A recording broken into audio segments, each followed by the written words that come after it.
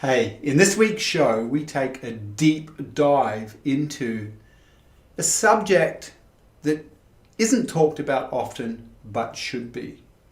It is about your psyche's impact on your abilities to build wealth as an entrepreneur or investor.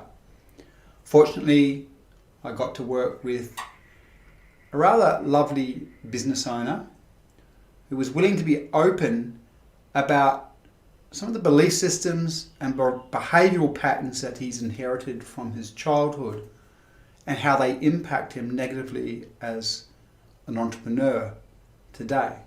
None of us escape our childhoods, and our childhoods set us up for success as entrepreneurs, but fairly often undermine us as entrepreneurs. I really enjoyed this week's show. I enjoyed doing the interview. And I just think there needs to be far more discussion about this type of thing because, you can have the best strategies in the world. You can have the best technical abilities in the world. But if this thing, your psyche, isn't working effectively, if the belief systems that are undermining haven't been cleaned up and transformed and upgraded, nothing changes. See you on the inside. Hi and welcome, Donald, to the show. I'm really looking forward to working with you today. Whereabouts are you based? I'm in Arizona, United States. How's the temperature there at the moment? It must be lovely and warm. Lovely, 113 degrees Fahrenheit today. I've always had an interest in that state. I've spent a lot of time in the States, Donald, and I just find it such an interesting place. Like every state's so different. It's just got such a diversity of geography. That's right, yeah. Just quickly, off topic, but what do you love about Arizona? Well, I am in the desert, which is what most people think of for Arizona, but we do have diversity. We've got a couple of ski slopes up north and, obviously some beautiful geologic things. We've got the Grand Canyon, we've got mountains, and just a lot of variety. Are you a skier? No, I'm not, but I do like to head up to cooler weather. Aha. What took you there in the first place? Was it a lifestyle or? Well, a boring answer, but I was raised here, so it just feels like home. Aha, great, good. Okay, and just before we get into today, I think you are involved in a very modern area of business development.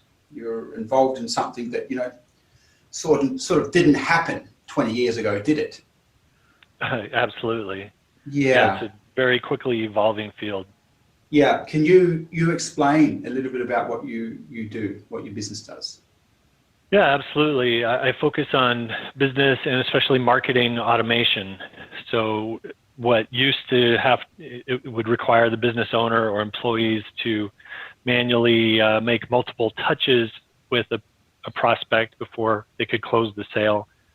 Now we're trying to transform as much of that process as possible through automated methods, whether that be texting or email or any kind of automated follow-up. I just think it's so vitally important, and I plan to talk to you. I've already told you that because, one of the things I've really observed is that, especially over the last year and a half, email deliverability has dropped to an all-time low across the board, and for several reasons. And we're now really taking action on that and exploring how we use SMS and bots and Messenger as well to ensure communications reach prospects and clients. And that's what you'd be doing a fair bit of that kind of work, wouldn't you? Yeah, that's right. And you're correct. Email is not what it used to be. I still think there's a place for it and you shouldn't abandon it, but there are a lot of other opportunities out there that we should take advantage of. Yeah. And Donald, how did you get into this? Like what was your sort of driving passion or interest that got you into this as a business? Well, I used to work corporate America, big business, and I saw how inefficiently things could run, and it used to drive me crazy. So I've always had an eye on that. And when I branched out, started doing my own thing, I wanted to help businesses be more efficient, and a big part of that is helping them automate. Yeah, great. So, Donald, would it be true to say that you have a bit of a perfectionist streak in you? Yeah, I would say that's true. Yeah, yeah. Of course. I mean, that with that work as well, and just watching operational inefficiencies, and just when you said that it drove you a bit nuts, you've got to have a perfectionist streak to be a bit like that. Right. Yeah. Okay. So then you left corporate America, you set up your own business, and you're now wanting to take that to another level, correct? Correct, yeah. Yeah, great. Okay, so a big bit of what we're going to be doing today is working on patterns. And just before we get into that, as I told you pre this conversation, Donald, I said that I've just been working this morning on some content about people-pleasing business owners, which we'll probably talk about. And as I was sort of preparing this content, I was thinking about the moral of what I was doing. And I think to myself again, when normal business coaches and investing coaches, we've worked a lot with investors over time, Donald, but they don't understand human behavior. So for the most part, business coaches and investing coaches just don't understand human behavior. And because they don't understand human behavior, not deeply and not profoundly, and they're not skilled at sort of helping a person change how they are, they really can't get the results that they could for their clients if they did have skills in those areas. Because a person's patterns, the behavioral patterns and the belief systems that they bring to business dictate outcomes as much as strategies and the tactics that we use on a daily basis as business people or as investors. And so that's why we always talk about self-mastery. So for myself, Donald, I'm always observing how I operate as an entrepreneur. Mm-hmm. What is it in the way that I think? What is it in the way that I behave? What is it in what I believe that's undermining me from going to the next level? And that's just as important to me. Doing that inner work is just as important to me as working on improving my marketing or my product offerings or getting my pricing right. Oh, absolutely. I would say even more important than any of those. I agree. Great. So we're going to concentrate on that today, Donald. Now, again, I claim this constantly. I have a bit of a sixth sense around people and what's going on for them. So I'm just going to dive straight on in, and I can sense the absence of the killer in you. So we're going to talk about the killer. Donald, just give me two ticks. I just want everyone to understand that's listening and watching this, what I mean by the killer. I'll probably use a couple of metaphoric approaches here. So, in the old days, the hunter would go out hunting.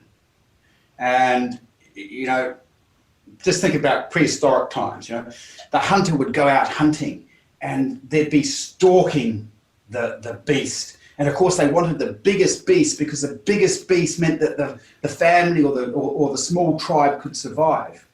So they'd really hunt it down. And there would be a whole lot of emotional energy in hunting and bringing the beast down. And we call that the killer. Like you're going in for the kill. Mm-hmm. So personally for me, I can sense oftentimes my killer is really strong. At other times, my killer isn't as strong. And I usually know why. As I said before, I always look inside. Well, what am I thinking, feeling, and believing? With you, I feel that the killer is not fully there. Would you agree with that? Yeah, I think we could have some room for improvement there for sure. Yeah, okay.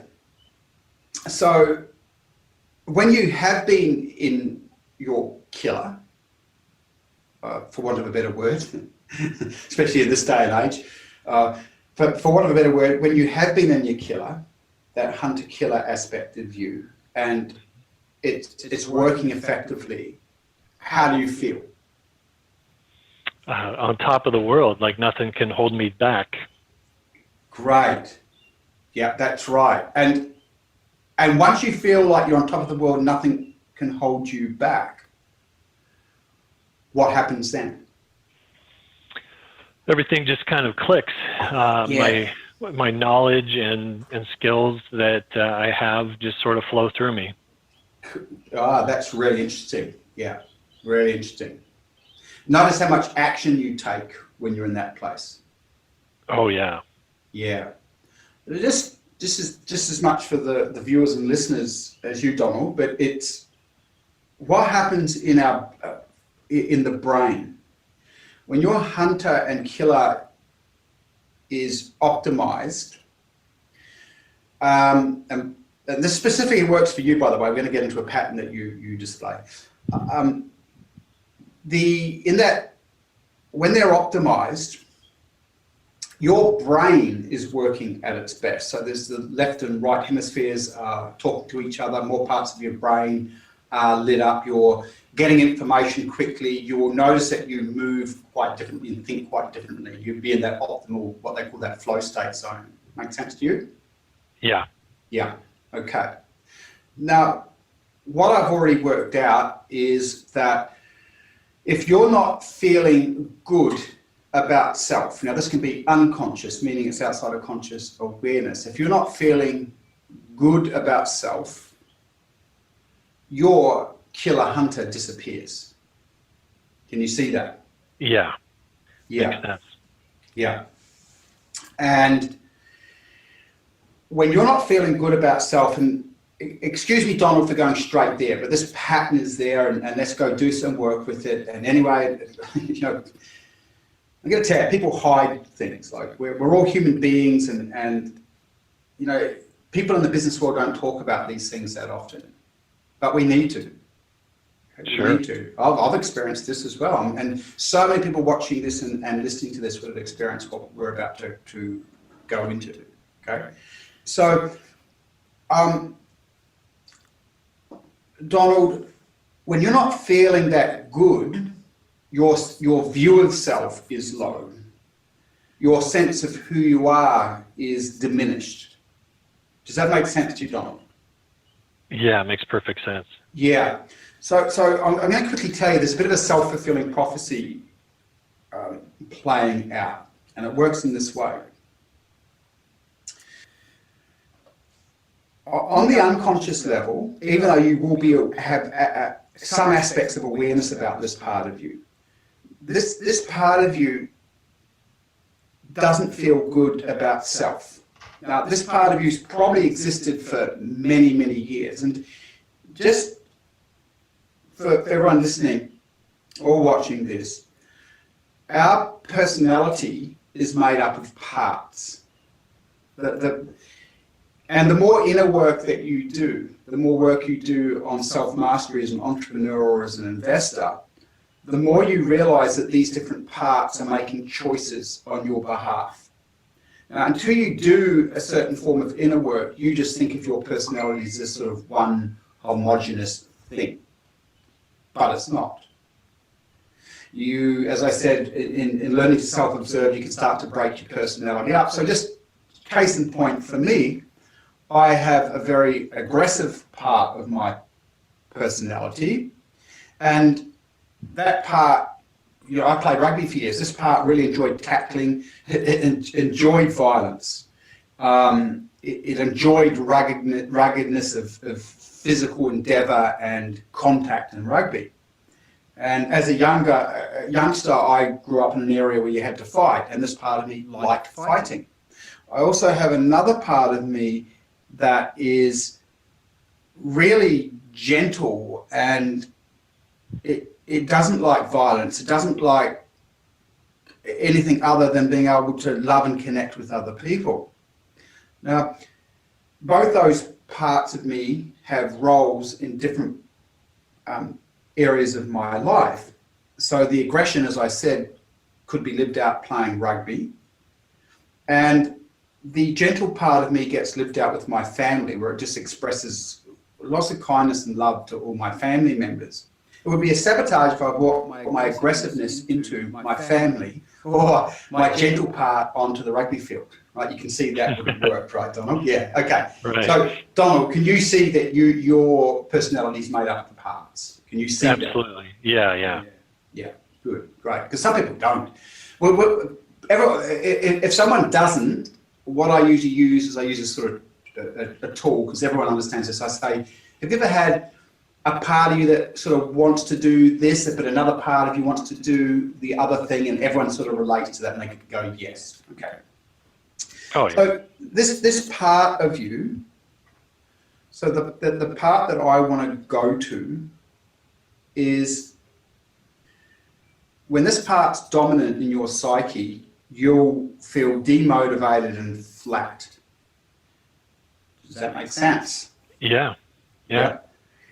And you'll feel alone too. There's an aloneness in this. It's like, if I could put a visual to it, it's like this little kid. He's walking along a road on his own with his head down, kicking a stone. You know, like sort of sad, feeling unloved, feeling alone and not supported. Does that make sense? Yeah, it does. Yeah. Okay. So, can you see? How long have you known about that part of you, Donald? Well, if I'm being honest, it's been a very present part of my life for a long time. We're talking many years now, and I feel like I can barely remember when I was more of that warrior version of myself. Yeah, great. That's what I would have. A lot of these things come from our childhood, so that part would have been in you for a really long time. When I want to go to the aloneness for a bit. So in this, the self-definition of that part feels unloved, right? Make sense? Feels unloved. Right. Yeah. Can you see that? That part alone just feels unloved. Yeah. Yeah. Right. Okay. In certain environments, like if we're back in the corporate environment, you might escape a bit more of having to feel that, by the way. But as an entrepreneur, it can be quite lonely. And in the trials and struggles of building a business, and everyone has those. Yeah, you're absolutely right. Yeah, that's right. That's what I'm sort of getting. Yeah, interesting. And what's interesting about this part, might as well, I'm right here, right now. I don't normally do this. I'll do this if I'm working with a client, but here we go. So this part, one of the challenges for you is once this part gets kicked off, it puts you into hermit mode. Mm-hmm. And you'll even pull back more. That's really interesting. So the thing it wants is to feel loved, to feel connected. But when it's kicked off and feeling unloved and alone, it retreats. Yeah, that's true. Yeah. Okay. Great. Okay, so it retreats. Yeah, totally. No wonder it pulls you out of your warrior. So, Donald, this part, I can see why it takes you right out of warrior, because it wants you to sort of hibernate and be on your own, and it pulls you out of life. Another way of saying this is that it would love to hang out in nature in the desert, this part. Yeah. Right? It feels a sense of peace when you can avoid the full-onness of life when this part's really triggered. Right. Does that make sense to you? Yeah. Yeah. Okay. So it retreats. It moves out of being the warrior. It moves out of the hunter, and it sort of goes into, well, what's the point? This part has a feeling about it, like, well, what's the point? I'd just rather stay over here on my own, right? Yeah. Yeah. There is an element of that. Yeah. Right. As a child, did you like being on your own a lot? Yeah. Yeah. I think so. We grew up in a kind of remote area, and I found plenty of things to do to satisfy myself. I didn't need to be entertained by a lot of people. Yeah, that's what I get. Do you feel that you have a spiritual life? Yeah, I think that's a part of me, but I haven't been giving that the attention that I feel it deserves. Do you feel that when you're in nature, you connect with nature strongly? Yeah, I do. I can tell when I haven't been,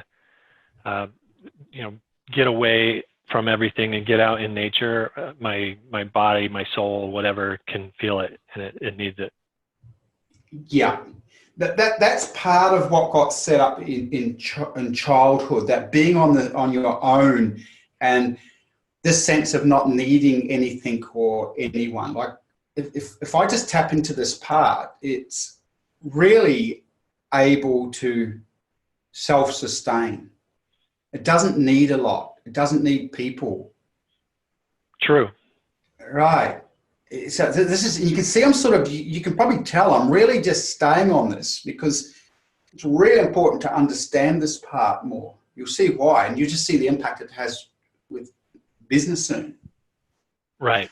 So because of this part, look, it would be really easy to just not take action because this part doesn't need lots. Right. So it's like my comfort zone, and I just kind of get stuck there. It's like your comfort zone. It just gets stuck there. And this part on its own, it's like, well, I'm fine. Right now, I'm fine with this as it is. Yeah. Mm-hmm. It's not all of you, but this will set up a conflict in your psyche because other parts of you. So we're actually going to start to work with this now. So let's go to another part of you. And we probably need to do this just to set up the juxtaposition and the conflict within the psyche. Mm-hmm. By the way, that young part, and I know this, it's got a connection with nature. It's like this is, it's almost like the old stories of the saints that would go up into the woods or meditate in a cave. It's just that this part doesn't need much. It's just happy with a simple life. Right. Yeah. Yeah. You can probably really get that. Now, there's the other part of you. Now, when you work on a project, because I can't connect to your real ambitious part yet. We're going to go and see if we can see that. But when you're working on a project, I can tell that your analytical mind gets really pulled into the project. So if you're working with a client, you're going to be there 100% really working to get perfection for the client, right? Right. Yeah, I like to go deep and really understand and come up with the best solution. Great. Now you're just displayed what I'm talking about. So you have what we call an expert profile, and it comes back into that what I said before about your perfectionist. So the expert profile, this is interesting because the expert profile is it wants to do the best job, and you'll research, you'll go and do the necessary learning to ensure that you are always like on the edge of, you know what I mean, your skill sets at the leading edge. Make sense? Yeah. Yeah. Now, where do you get your inherent validation from that expert part? Like, what is it what is it that gives you? Well, there are two components. I get a lot of personal satisfaction just from seeing the improvement in a process or just seeing something done well. But I definitely get a charge out of a compliment or the way that a customer might be extremely satisfied with the outcome. I really, really like working with you. That's exactly right. I knew that. I wanted to, yeah, you're very aware of that. That's correct. So in doing the perfect job, that comes back into that expert part of you that we talked about before. But also you get validated through doing a really, really good job. Oh, yeah. And that helps you feel good. Now, this is interesting because this is still playing into something that I haven't fully communicated yet, but we're really going to start to look at. Within those two parts that we've just inspected, again, there's not a sense of wanting a lot for self. This is really important. Can you see that? So far, those two parts, there's not a lot of wanting for self. Okay. Yeah. Okay. Well, we'll work with that a little bit more. When you do the perfect job, you get the intrinsic reward of doing the perfect job, and you get the intrinsic reward of people liking the job you've done. Okay? Yeah. Right. At this point, I'm not feeling the part of you that's going, you know what, I want to make $30 billion. I'm joking, but you get where I'm going. I don't feel that yet, right? Right. Yeah. Now, do you have a part like that? Yeah, I do. I mean, in the sense that I want to have a comfortable life, and money can remove a lot of obstacles.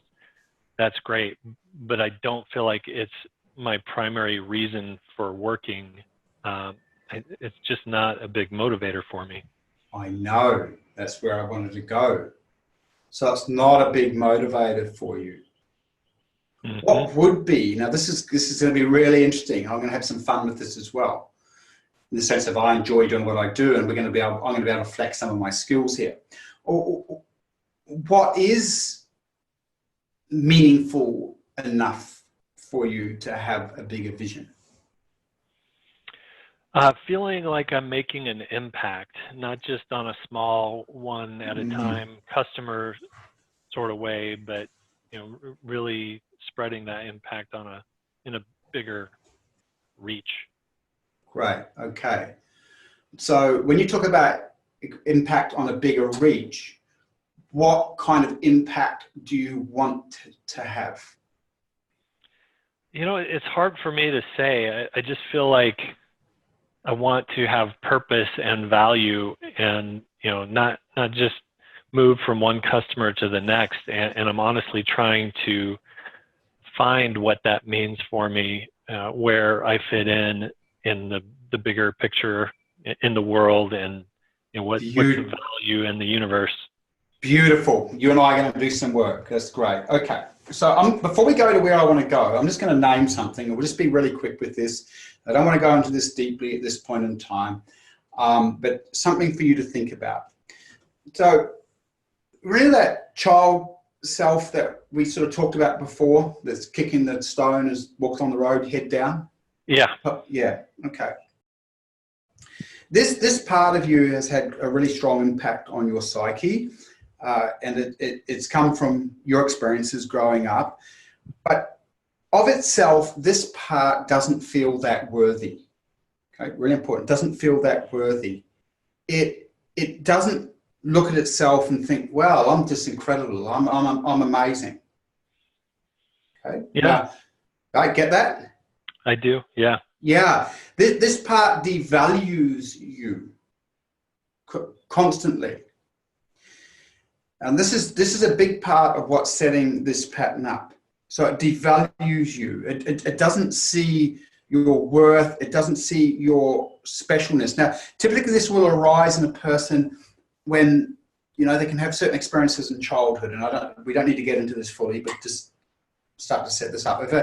If someone has parents that worked all the time, right? If you lived in a rural area and your parents worked all the time and you're alone at home on your own, it can cause rise to this type of aspect in the personality, this part of the personality, compared to if, say, mum and dad came and, you know, after school, they really said to you things like, oh, you know, let's go and try the art class. Let's see if you might really like art, and take you along to art. And then, you know, you didn't like that much, but, you know, next weekend they're taking to swim. What happens is, in that kind of parenting, the child ends up with belief systems that says, well, you know what, I'm important enough to be supported. I must be important because look at the support I'm getting. Yeah. Right? Right. And so then the child grows up with a sense of, well, I'm important. I'm valuable, because that's their experience that they've been handed down from the way their parents treated them. Now, you can have parents that don't do that, who love you and because of life circumstances aren't able to do that. And they do think you're special, and they do love you, but all children, right, this is a great, children always personify. So a child could have, you know, two junkie parents, right, that are just incapacitated because they're on heroin all the time, but the child that doesn't sit there thinking, oh, my parents are, you know, they're drug addicts, they can't give me what I need. The child thinks always like, oh, there's something wrong with me. That's why my parents don't give me the attention I need, right? Right. Yeah. So this is sort of set up in your psyche. I don't know what the foundation aspects of it are from your childhood, but this has set up this sense of not valued, aloneness, almost not even knowing how to support yourself, because that's the other thing I wanted to say about this. When we talk about support yourself, as I said, if the child grew up with all that kind of support from the parents, they've sort of learned what we might call yang, masculine supportive processes, which are, come on, let's get out there, let's go do this, let's get out there and take action. Make sense? Yeah. Right? Yeah, great. I think I don't need to go into this too deeply on the show, but am I helping you here? Yeah. I think you're right on target. Yeah. So good. Like maybe at some point we'll do some work outside of the show where I can go a bit deeper with this kind of thing and help you on another level with it. But okay, so that gets set up, and that causes a lot of these issues and challenges, because it comes back to love, and you'll see why soon. Okay. Right. Now we're going to go back to this mission and the why, and you not being sure of where your place is in the world. And of course you're not sure of where your place is in the world and the universe because of this part that we're just talking about. It never knew its place in the universe. It never knew what was special about it. It never knew what was liked by other people about self. What his contributions were. Okay, it's all out of this childhood. Okay, you get that? Yeah. On this part. Yep. It's whacking you. Okay. Let's come back to, and I'll say this by the way, and you can't. There's couple of challenges here. The first one is, when you're looking for meaning at this stage is more important for you than making money. Does that make sense? Yeah, I agree. Yeah. And that is a problem and a challenge, because even though they go hand in hand, like as an example, I work in my purpose. I know that. I know I'm in my mission, meaning what I do is very meaningful to me. Doing this kind of work with clients is very meaningful to me. And that helps me as a business person. It helps me in money making. Oftentimes when they're tied together like that, it undermines you. Because if you could be concentrating on making money and concentrating on finding meaning, separately from each other, you would have a better outcome. That's a fact, right? But at this point, you can't do that because of what's happening in your psychology. But does that make sense to you? Yeah, that does make sense. Yeah, great. Now, just quickly, that child self that we're talking about has to be reprogrammed. That's the first thing. Okay? Because this part, this is really important to understand, that these parts that we have these belief systems. So we've already sort of established the belief systems of this part of you. Belief systems always believe they're right. So the parts always believe that they're right and that their impression of who you are based on past knowledge will continue. So that's just what they'll keep doing. It just keeps impressing. So if this part of you can be reprogrammed, and in the reprogramming process starts to feel like it deserves, like it's worthy, like it can contribute, like it does have a place in the universe, in life itself, that it already is a meaningful contributor, what would happen is just automatically you would go back into having far more drive for making money. Does that make sense? That does make sense, yeah. Yeah, because this part always pulls you out of this and makes you isolated. So it would just happen naturally. Okay. Yeah. Yep. We're going to come back to the meaning thing, and I want to go somewhere with that. I want you to think about the last client that you had that just really loved what you gave them. Okay. Yep. Can you thinking about that person? Yeah. Yeah. What did they love and appreciate about you? They said things like they could tell that I really cared. I wasn't just doing the quick fix. I did stuff that I thought they needed and thought would make their business run better. Great. I appreciated that. Yeah. Now, when you got that feedback, what difference did it make to your sense of self? Well, it inflated. I mean, it felt good, and I felt like I was making a difference, at least for them at that time. Great. This is where we're going. Good. And observe that when that happened, the absence of that child part that we were talking about before, that in feeling good, it may have lasted 2 days, 3 days, who knows how long, but you would have felt the absence of the feeling of the child part. Yeah, true. Right? Mm-hmm. Yeah. I just want you to see what we might call a swing pattern here. But the child part always comes back, doesn't it? Yeah, it does. Yeah. And then you might get some fine feedback. The child part will disappear again. Yep. Yeah, that sounds about right. Yeah, good. Swing pattern, right? Yeah. Yeah, okay.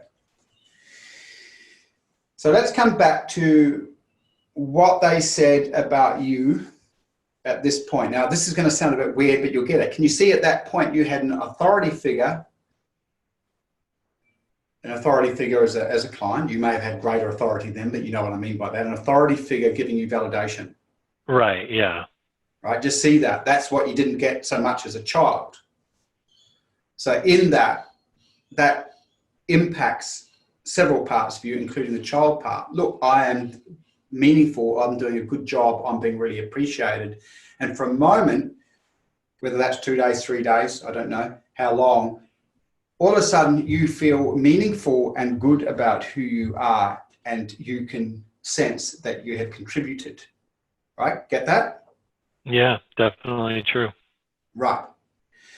So let's just stay with contribution, because the problem for looking for lots of meaning is you miss what you already are. Now, the child self will always devaluate or devalue who you are, because that's its belief structures, which is why I said we want to work at reprogramming that part.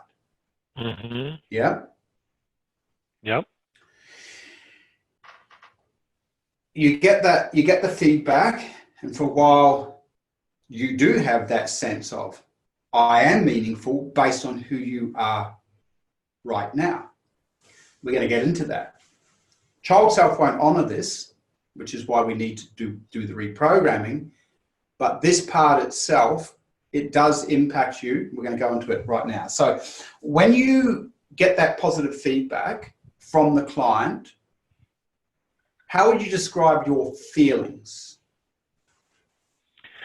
Well, kind of secure, peaceful, a little more focused, a little less tension and worry.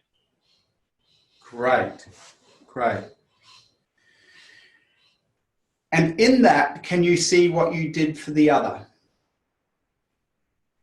To the warrior side? No, just to the client. We'll come back to the warrior soon. Just for the client. Can you see what you did for the client? Yeah, that's kind of the key. This is the key. This is the key. So they said that you cared. What else? Let's just go into say 3 things that would be constant feedback about you. That I brought them value, monetary value to their business by making things run better. Okay. Great. Now we're getting somewhere. Now I'm seeing some things that I can really work with. Yeah. Okay. So we're going a bit more into the heart of you. Yeah. When you've helped them, why does that bring you, and when you have helped them, they acknowledge that, why does that bring you a sense of joy? And I'm not looking for it from your perspective. We know that it relieves some of the belief systems from the child self and you can feel valuable. But what is it about what you give the other person that makes you feel satisfied? Hard to say, but I guess I like to know that I'm doing good. I'm doing something good that benefits other people. This is where I want to get. So you can see, it's hard to say, but I want you to say it, you see. This is where I want a real clear ownership before we leave today. This is really important. You'll see it. So how do you want to help? How are you helping the other person? Let's use some words to describe it. What are you relieving for them? I am helping them free up some of their time so they don't have to be as involved. I am sometimes impacting their bottom line so they make greater profits. I'm giving them better confidence in their systems so that they know they can rely on them. Yeah. Okay. I'm going to keep working. Can you feel that you don't want to fully own something here? Yeah, I get that sense, but I can't put my finger on it. No, that's great. Good man. I'm just yeah, that's correct. You've got the sense of it, but you can't put your finger on it. Okay. Mm-hmm. Yeah. So again, and this is just important things for me to share with you. The child self that we talked about doesn't want you. It just can't see it. It can't own the value that you give people right now, exactly as you are. Right? Okay. Yeah. Okay. Just stay with that. Well, we just keep working. But I think you're hearing me. I want to help you see it. Right. Right. Because I've seen something that I really need to bring to your attention about who you are. Okay. Because it's almost like you're waiting for this big mission or to find your big place in life. But as I said, the child self can't based on its belief system. So you're waiting when already you are enough. Already you provide and can provide great heartfelt assistance to people, just as you are right now. Okay. Now, there's a couple of loaded statements in there. I don't know if you know that or not. I've worked with thousands of people, so sometimes when I communicate, I'm communicating to depths of you with what I just said. Okay. Okay. So you did more than what you've just said for the business owner. Now, I'm a business owner, obviously. And when you come to support me, Donald, you help make my stress way less, way less. Do you think you've done that for clients, made their stress way less? Yeah, I guess I have. And because they've got less stress, what else might that mean for them? Well, that could help them get in their flow state, in their zone better, free them up to do what they excel at. Correct. How important do you think that is to serve someone in that way? Well, it's hard to put a value on, but definitely. I mean, I think everyone wants that. Well, I want you to watch your words. It's hard to put a value on. So I'm going to share something here, Donald. There'll be heaps of people watching and listening to this who understand the value in that. But as I said, you won't own it fully. Okay. All right, stay with it. Can could you see even then it's hard if you put a value on that. You said they were your words. I kind of caught myself saying it. Of course. Oh, that's a core problem I have. Like, I know I don't charge enough, at least compared to my peers. And correct. Be something keeping me from doing that. Correct. So think about that. We talked about that, the low self-worth part before, the child part. Mm-hmm. And you bring significant meaning to people, but you won't fully own it. So yeah. Of course, you keep coming back to devaluing, right? Like as an example, I'm going to be the devil's advocate here and just bring this back to me. I know that I've just made a massive difference to people's lives, like massive difference, massive.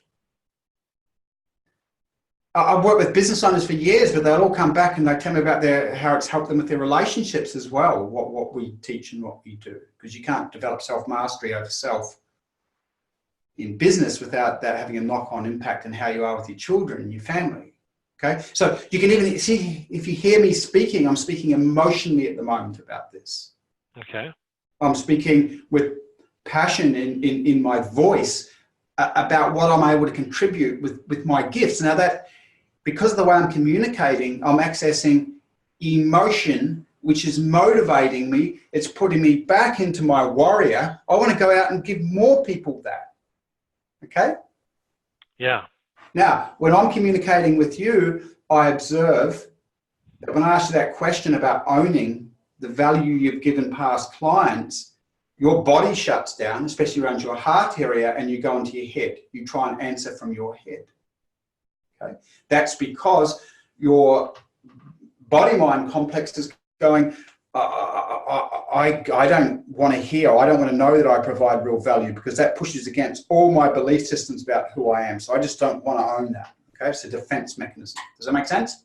Yeah, yeah. Right, it's a defense. But if you can't own that, if you can't see that, of course your worry is going to go, and you're going to come back and feel, well, I can't give anyone anything. And then of course you're going to get up in the morning and it's going to be hard to be motivated to get back into the warrior, killer, yang, whatever you want to call it. You know, if you understand TCM, traditional Chinese medicine, or the Taoist traditions, it's you'll go into the yin, right? Yin and yang. Yang's masculine out there. Yin will be retreating, okay? Moving into comfort zones. Okay, right.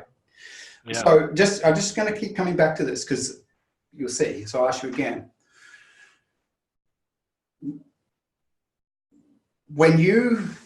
what you do you help decrease a client's stress? Yes. Yeah.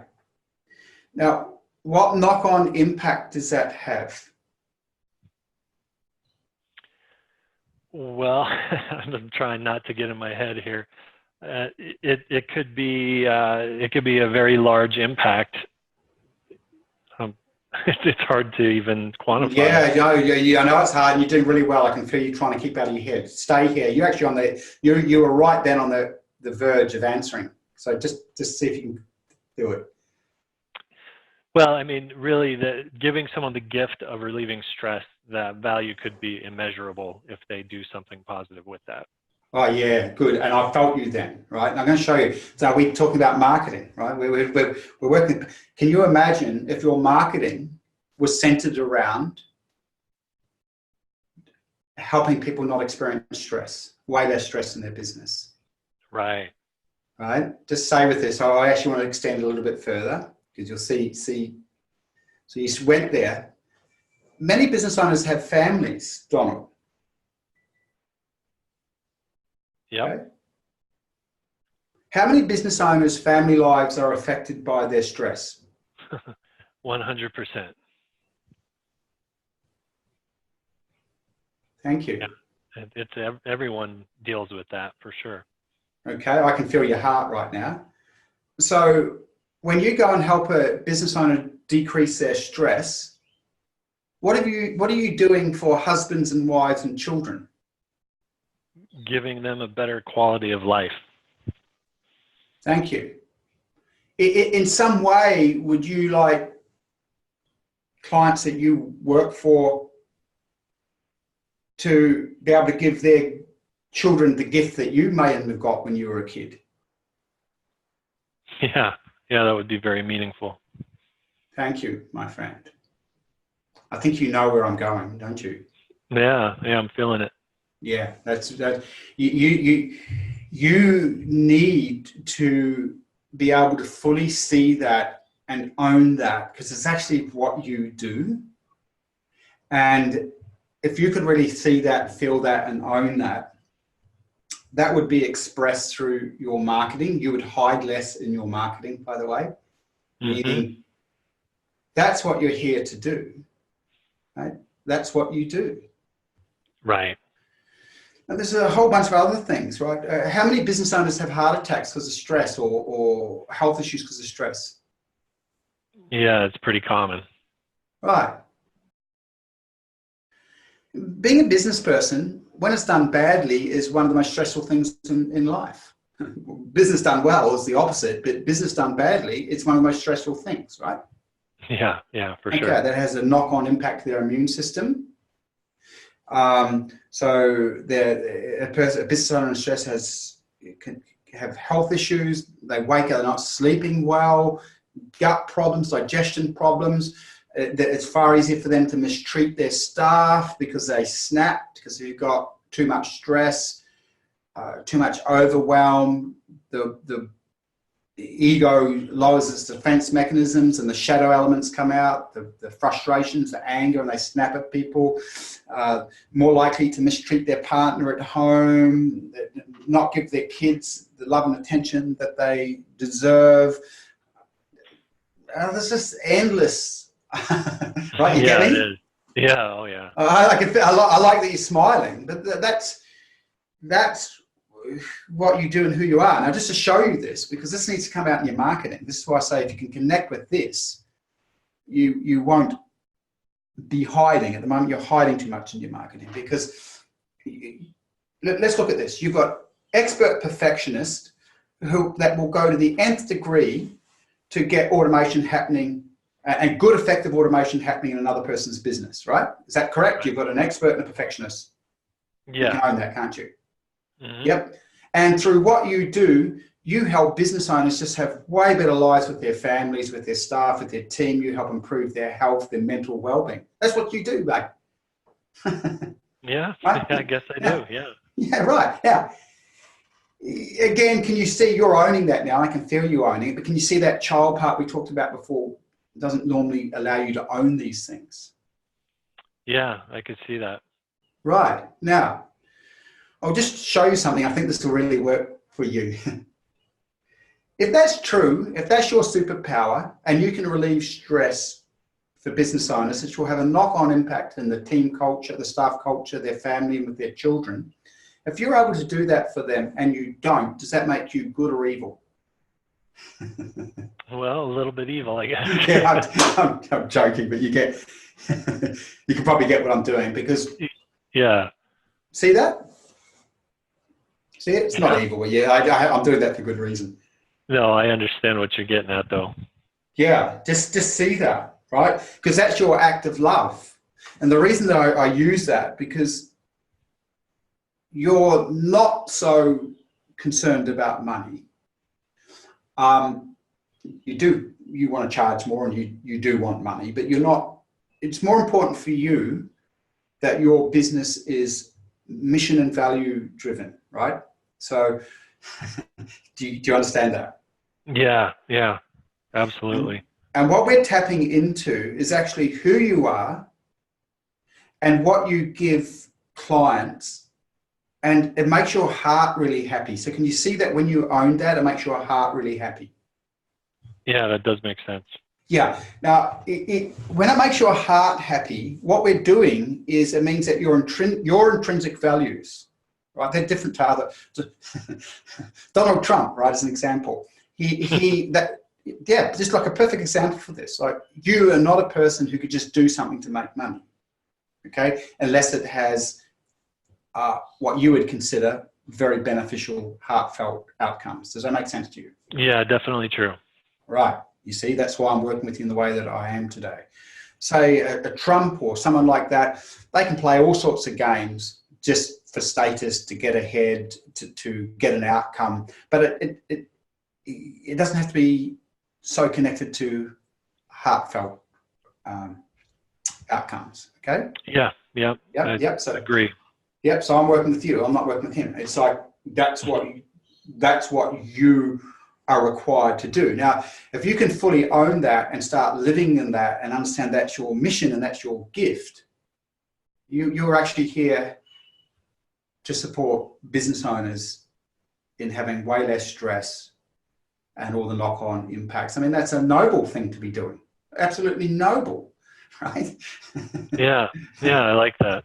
Yeah, it's noble. It's not your expertise and skills are in service of helping people live a far better life. You can forget the skills, if that makes sense. Like, you're really good at what you do, but that's just what you use to help business owners have less stress. And I wasn't joking when I said it was noble. Like, there'll be people listening to this and they'll really get me. There'll be heaps of people going, wow, yeah.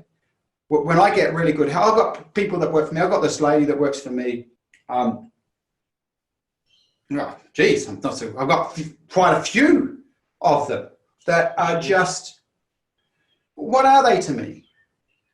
They're all skilled. And they've all got different skills in different areas, but what they are to me is their support to me. Their support means everything to me, Donald. Everything. It's their support, because their support means that I have an easier life. I don't have to hold so much. As a business owner, I hold enough, but they reduce what I have to hold, honestly. So I'm trying to express this from maybe your end user's perspective. Does that make sense?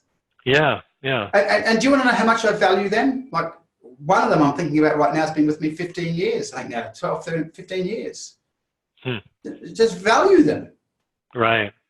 Yeah. Value them so much because of Paula was working with yesterday or last night. She valued her, right? Just for what they reduce in stress for me. Okay? Right. Yeah. Right? And then that allows me to get on doing what I'm here to do. And if we start to look at it as an ecology, then I'm like, well, I want to do really well for my staff as well, because they've just been so supportive of me. True. Yeah. Yeah, I hope you're really with me, because this ties into what you really need to be understanding about yourself. That's who you are. That's who you are. So 2 things in closing. You've got to really work on owning what you actually really give the client, and it's not the tangible thing you give them. It's the intangible that comes out of what you do for them, and the knock-on effect that has on their staff relationships, their own sense of health, their own relationships with self, their own relationships with their family, and their ability to navigate life with way less hassle and stress, right? That's the value you're bringing. Yeah. Yeah. So you got to work on owning that, and then work on reprogramming that child that won't and can't see how you're valuable, because it's just programmed not to see your sense of value and contribution. Right? Yeah. Wow. I mean, that was fairly full on. We worked with some fairly deep topics. How did you find that? Super, super helpful. Yeah, it's like you peeked inside me. Yeah. And it's just important for listeners too. Like, as I said earlier, Donald, it's like, like, no one talks about this stuff. Everyone's talking about marketing all the time. Everyone's talking about the sexy elements of doing business, but we've got to work on our patterns. Our patterns are what will support or undermine us as entrepreneurs. And I just believe we need way more of this kind of conversation. And I really want to thank you for today. Well, I'm grateful for you. Thank you very much. No problem. I just love that you come on, you can be so real and authentic and talk about subjects that lots of people don't want to address. Well done. Absolutely.